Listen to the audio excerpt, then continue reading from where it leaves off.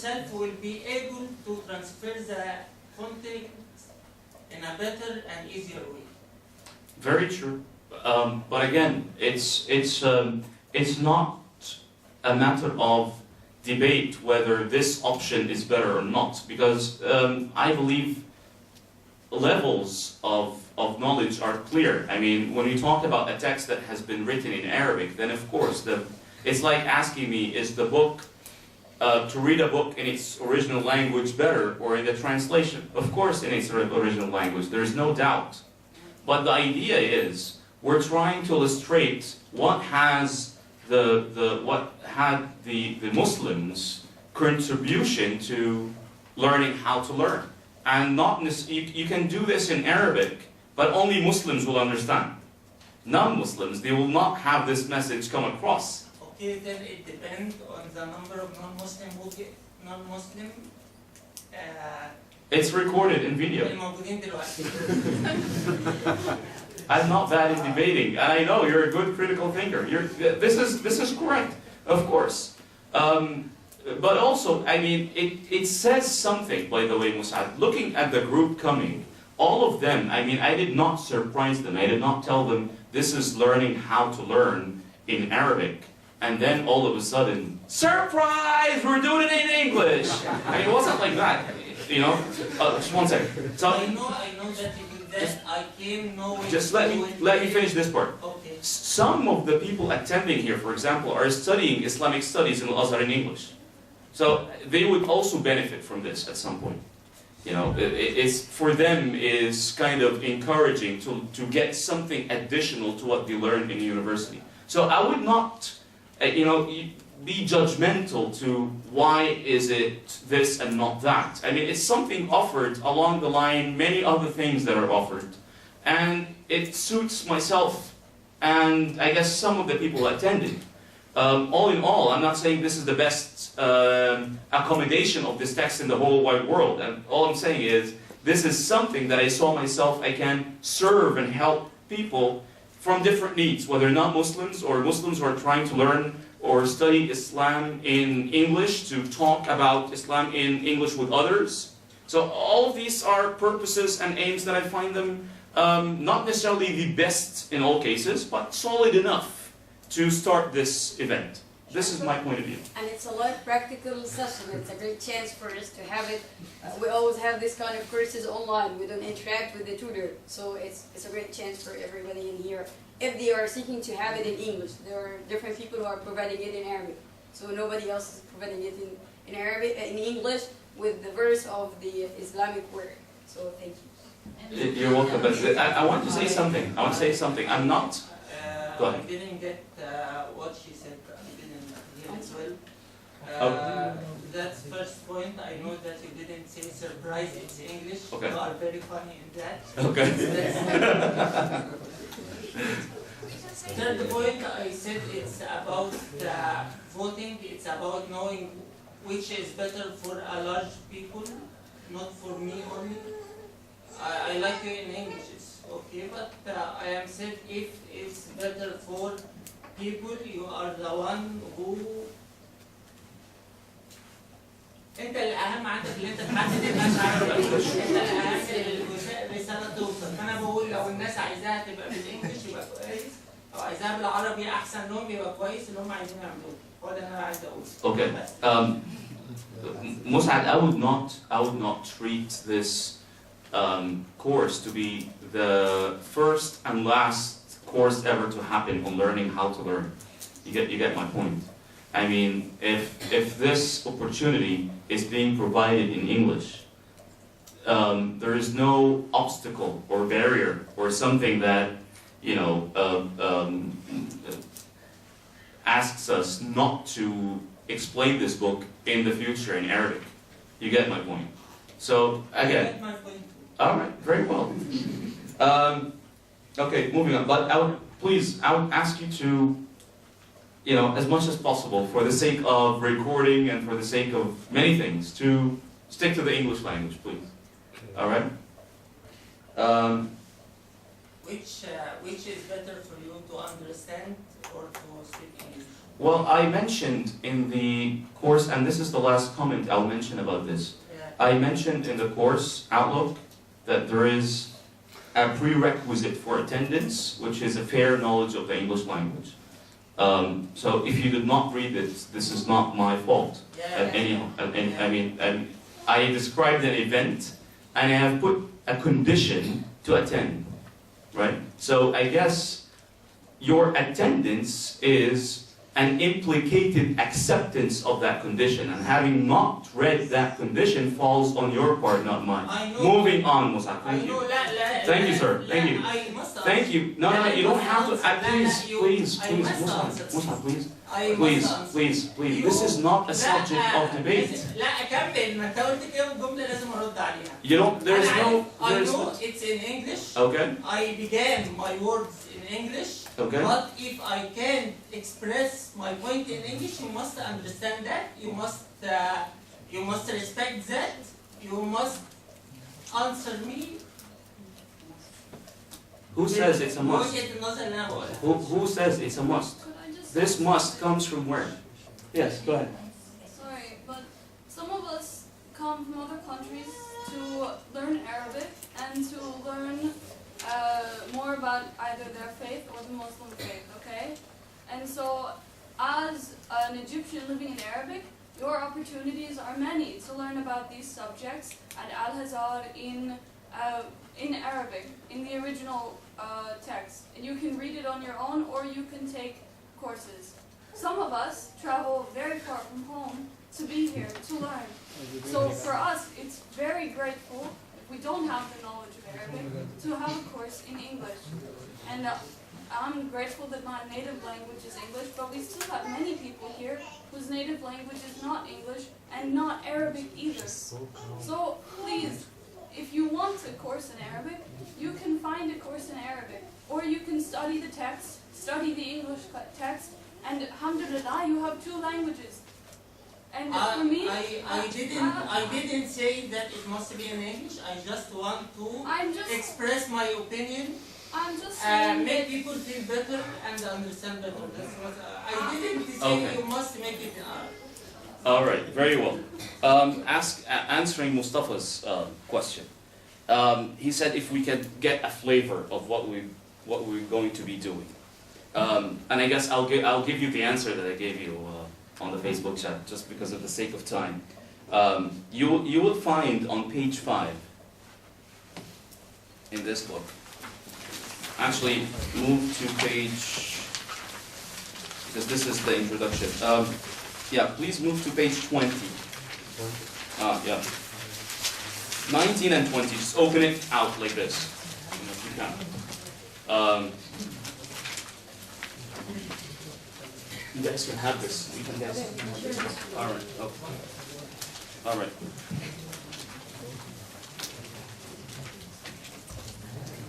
You will find him laying out the chapters. All right. It's almost like a table of content. After the introduction, you'll find him laying out 13 chapters. All right. You'll find on page 19 the first 6, and then from 7 onward, the titles of the chapters, right? So, for example, this is not the ABCD, all right? What we'll be doing now. You'll find the first chapter is on what? On the nature and merit of knowledge and learning. Note that he said on the nature and merit, not the merit and nature. All right? And I'll tell you why in a bit. And then on the purpose of study. And then on the choosing of the subject matter of learning. The teachers, one's fellow students, and one's permanent affiliation. And then he talks about on respecting knowledge and those who possess it. And then on industriousness, perseverance, and acidity. These five chapters in the beginning, you find him started talking about what? On the nature of knowledge. You would not talk about the merit of something unless you know what you're talking about, right? And if we're talking about learning, we're learning because we're seeking knowledge. So for this reason, he talked about the nature of knowledge, and then the merit of knowledge. And note that he does this kind of motivation boosting as he goes on.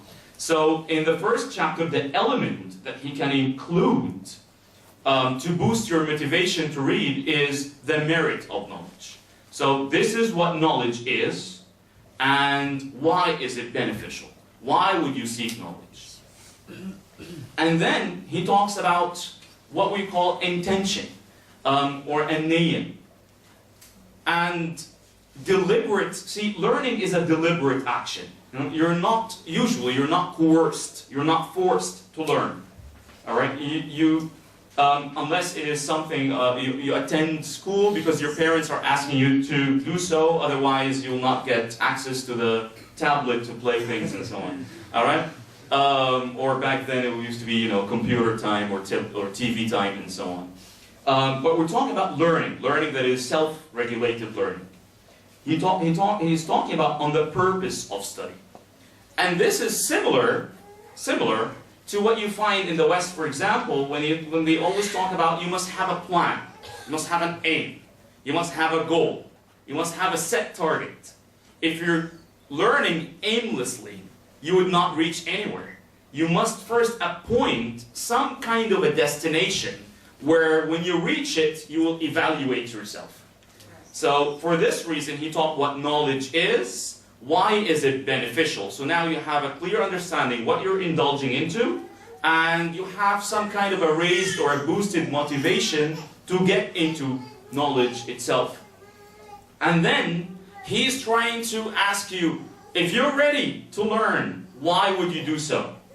What are you trying to get at? What are you trying to reach? And then from that point, he talks about on the choosing of the subject. See, this is kind of they're like a diagram where you have this greater intention. I'm trying to learn, or I'm trying to gain knowledge because I'm trying to be a better individual. I'm trying to have a better understanding of the world. Whatever, you know, intention. We can talk about them when we get to that chapter. But the point is, you have some kind of a greater intention of learning. And then you have these small inner circles. Why am I studying mathematics in particular? Why am I studying English per se? So in the beginning, he's talking about why study, and then about the subject that you're going to study. The first is what we call in Arabic mutlaq. You know, why you're learning in general. And then why are you learning this subject in particular? And there is one thing. These things have to be aligned. And he mentioned the greater circle in the beginning. And what you're supposed to do is you fit the inner circles with your greater aim. Same things that you do in planning now. You have a big aim, a big target, and you make mini projects that are supposed to be aligned to, you know, if they being put together after a certain process, you reach your goal. You understand? So you started with the main aim, and then these small intentions are also the steps, the baby steps that you take to reach that target. And this chapter, the third chapter, that choosing the subject matter and the teacher and so on, I guess now, when you read this, with the introduction that I mentioned about the self-regulated learning, now you have an understanding why I mentioned that Az-Zarnuji, unlike Durkheim, for example, focuses on the individuality, this self-regulation, this learning autonomy. You are an autonomous learning. You should take charge, you are responsible for your acquired knowledge. You determine how much knowledge you will gain by your learning experience, by your, you know, how long your excursion should be, how far your learning journey will go. This is something you decide for yourself. So again, he's trying to empower the student that you choose the subject and you choose the teacher, so to speak. And then number 4, on respecting knowledge. And you might ask, I mean, he mentioned nature of knowledge, merit of knowledge, He could have mentioned respecting knowledge, just put it in all one combo, one bundle, all together and get it over with. All of this edification, emotional, moral sort of talks. Why did he push forward or push it later on to talk about respecting knowledge and those who possesses it? And why did he do that? Why did he position this chapter in this place? Because after he talked about the teachers, all right, he talked about what is being owed to them. What do you owe to the teacher? And he would not talk to you about what you owe to the teacher before he tells you who is a teacher and who's not. You understand? So he would talk to you about how to choose a teacher and who's a teacher from a fake one, for example. And then those good teachers, you owe them certain things. You get the point? Instead of giving you the burden in the beginning. Look, you have to treat your teacher in a respectful fashion. You have to do this and that. You have to give certain privilege to the teacher's requests, for example, and things like that of that nature that is related to etiquette. Before he gives you this sort of load or burden or responsibility to do things, he's explaining to you who's a teacher.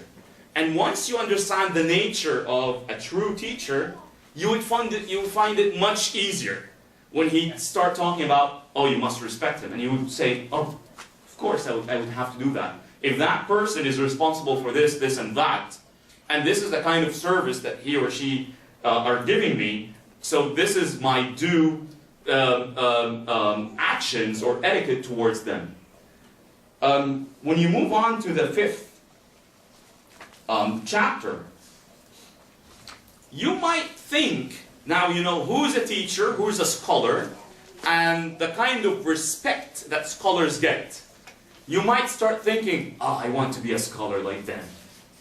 So he is telling you, you cannot be a scholar like them unless you persevere.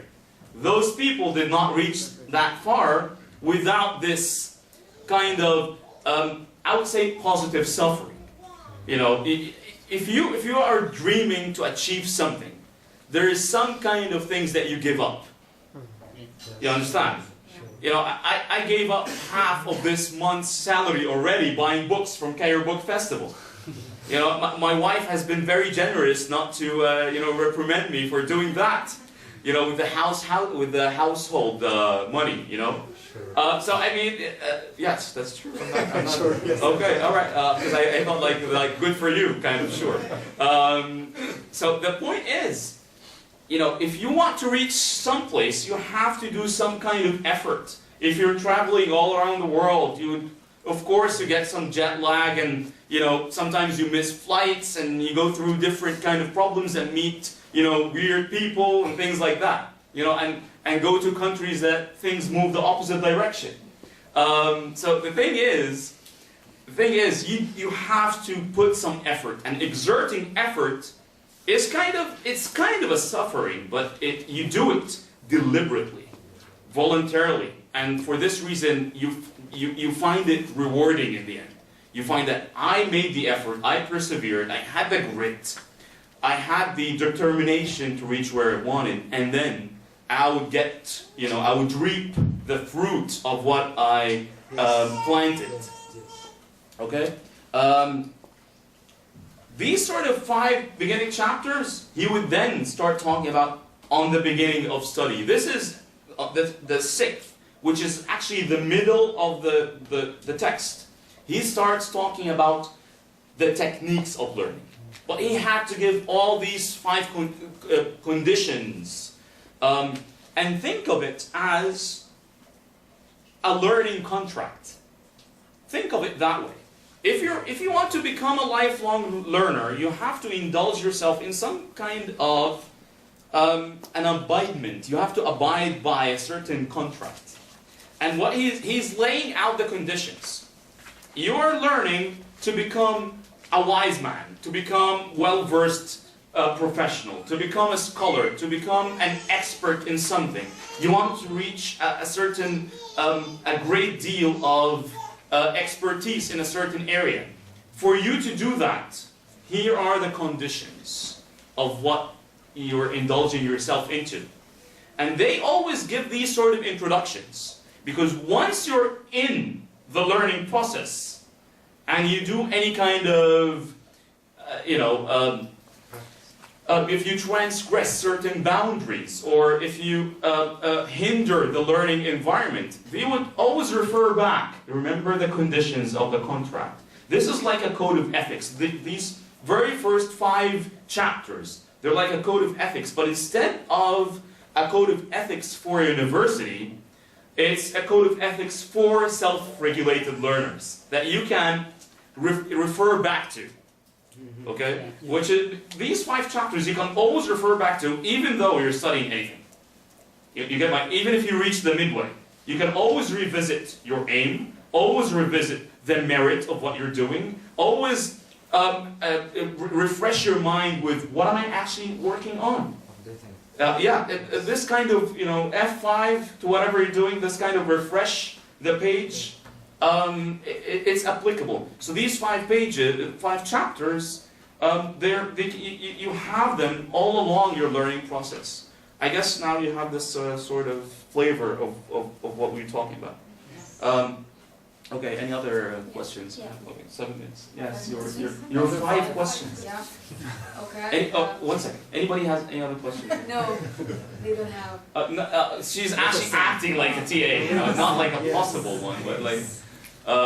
You have any questions here? No. No? Yes? Anybody? Thank you guys. Okay. We can give them the 1 minute. Alright. Okay. The first one is, and it's about writing with the pen. I'm in trouble with this. I always like to write all the notes about what I'm studying because I study a lot. But I always lose the papers that I'm writing in.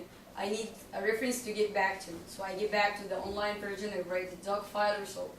But I still don't feel it. So if there a study about using a balance between this and that, shall I use the pen all the time or I get back to writing over the computer? What is more beneficial? If there are statistics about the ways, shortcuts, anything? The second one is... I'm sorry, but to understand your question fully, you're talking about studying or you're talking about The pen. the references of study? I mean, So using the pen using in the what pen. exactly? You got my Yeah. point. Like, what are you using the pen for? Yeah, the verse that you've told us about, الذي علم بالقلم. Okay. So writing is really important in the learning process. I feel what I'm writing. When I don't write it with my hands, I don't feel it. I don't feel that I've learned this. So if there is a better way, because what I write I lose. I cannot find the papers. I have piles of You notes. lose the papers. So your question is about losing papers, not No, about I'm asking about, like, is there a study about writing? I'm not with- trying to engage another debate with you, I understand, but I'm just trying to actually get hold of what you're asking. The pen. Okay. Okay. Okay, the second one is I'm a multi-learner. I love to learn. I'm very curious about different aspects of knowledge. I get distracted and I want to know if we're going to discuss about the focus while I'm studying something, about while I'm learning. The third one is you've told us that you have to be responsible while you're learning, okay? How about getting a mentor? I would love to have the expert that I can give back to in this kind of knowledge. The other one is about how about getting your, you've told us that we don't have to know about the author of what he's providing is really important and we're getting it from a generation to another. How about they were writing records about people who are writing and they were writing, I should take my knowledge from a trusted person. How about this part? Excellent question. The last one is, I need to know by the end of this workshop or by the end of this course, when we get like a strategy to learn, like I want to know if I'm on track or not.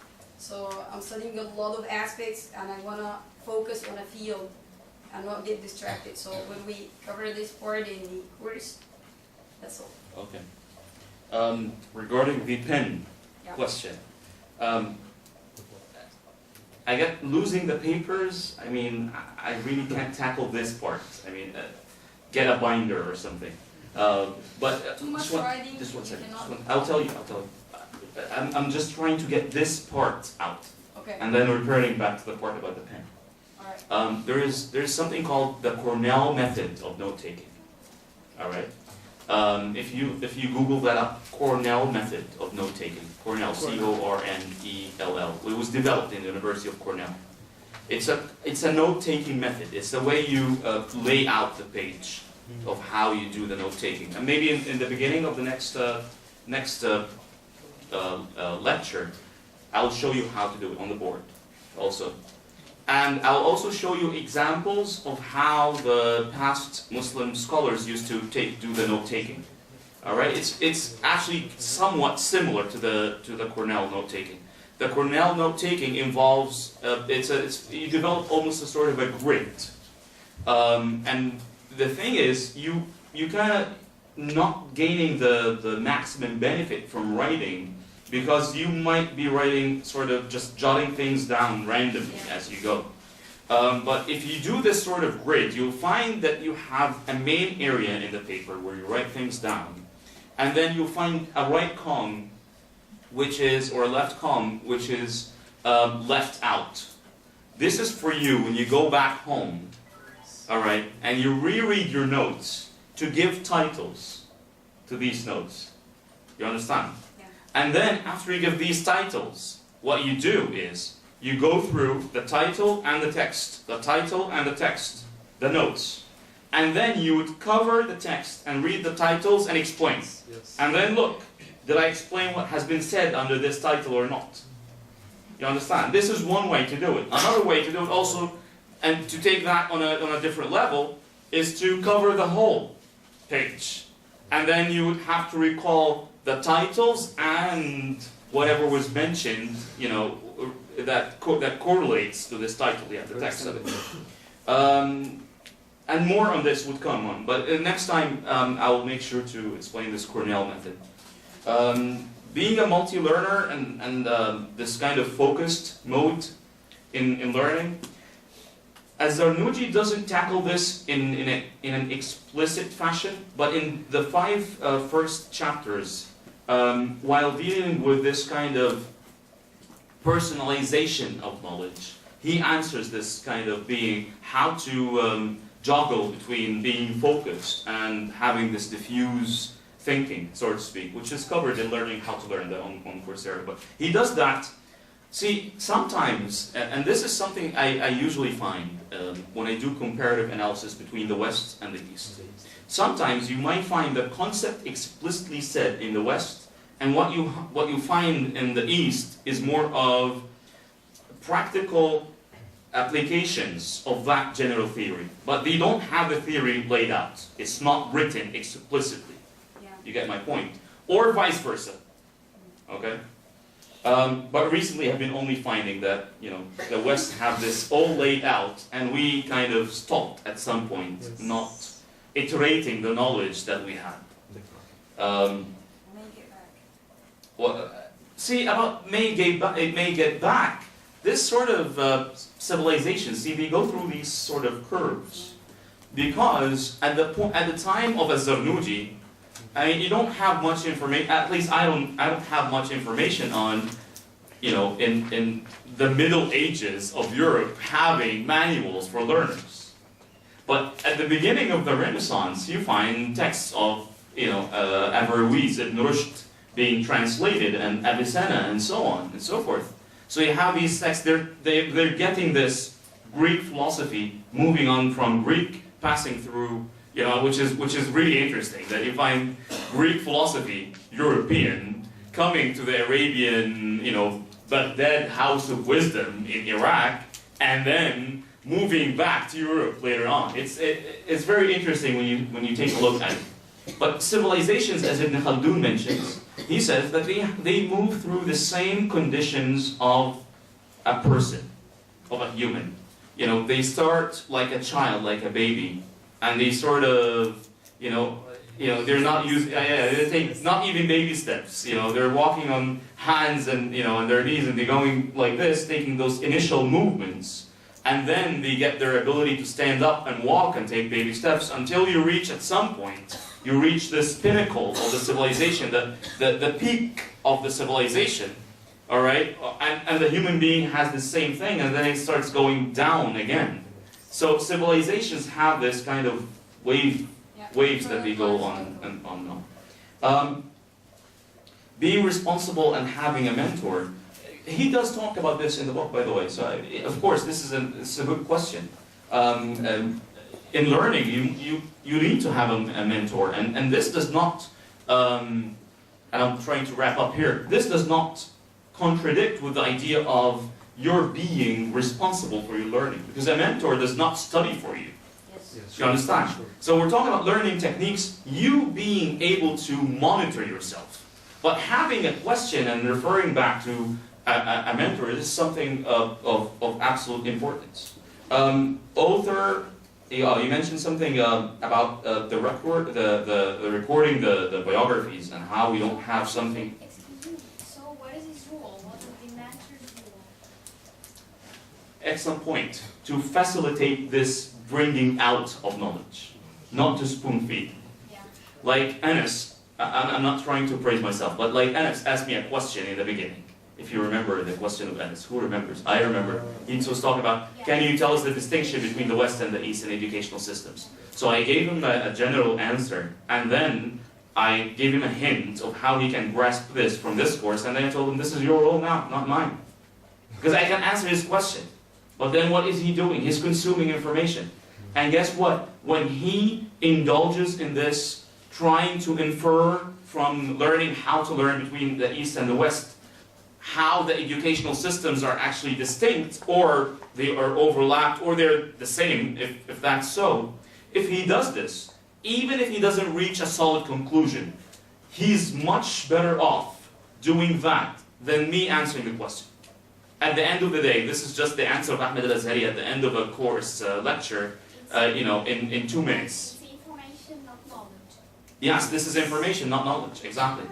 The teacher must keep learners curious, all right? Even though she might feel this urge to transmit information, it has to be like drops, all right?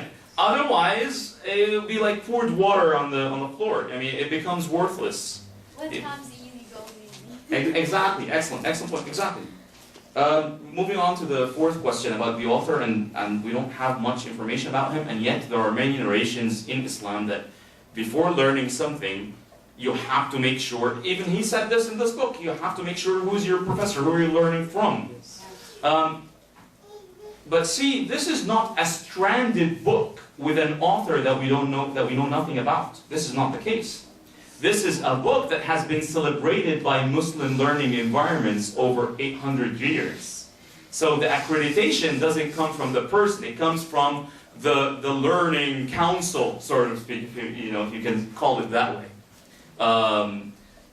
So I guess I answered your question this way. The accreditation is important, but it doesn't come from the author himself. It comes from those who receive the text. All right. It's like It's like writing a paper, and as anonymous, and you don't put a name. But if someone who's well versed in the field and he would read this paper and start praising it, this paper is already now becomes accredited, but some means of accreditation, even though we don't know the author.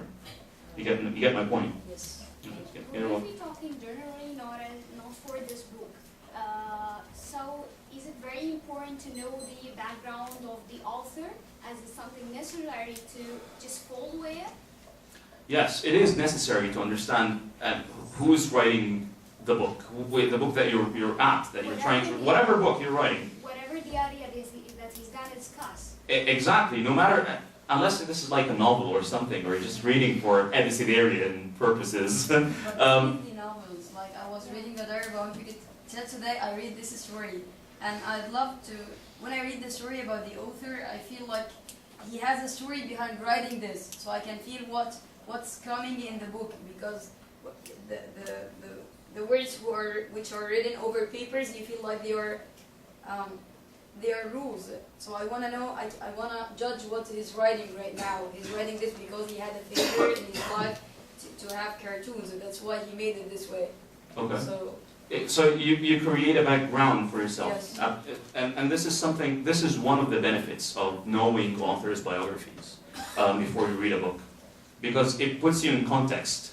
Certain questions that discuss why did I write this book? So not all authors mention this. Or perhaps hidden reasons that they did not explicitly mention in the book itself. So, I mean, having... Also, I mean, if you read a book and you know that the author, before you read it, and you know that the author belongs to a certain era in history, a certain historical era, you automatically expect the language to be in a certain fashion. Yes. So you kind of prepare yourself for what is coming. So I mean, reading biographies of authors before reading the actual books is absolutely important. Sometimes certain authors move through kind of inner, I would say, debates, with themselves, debating topics, for example. And you find them at some point arguing for one position, and later on in his life, actually not contradicting himself, but opposing what he, in the beginning, used to defend. So if you put that in context, if you don't know when this particular book was written, you would not know, is this the last position that he's holding, or what? You get what I'm trying to say? Knowing the life of the author tells you much about the hidden aspects, and this is actually, you try to visualize how things work, by imagination, of course. Okay, the last question, course strategy. You mean after the course, or after finishing this course? Have a strategy of my learning. This is one of the outcomes that I promised in the Outlook. And also the last lecture should be on this, where do we go from here? What do I see for you guys, and what do you see for yourselves? What do I see for myself, and what do you guys see for me as well? And I hope that this comes of a great benefit in the end, inshallah. Any questions? Thank you so much. Concerns? Okay, so see you inshallah next Saturday. Inshallah. Assalamu alaikum wa rahmatullahi wa barakatuh.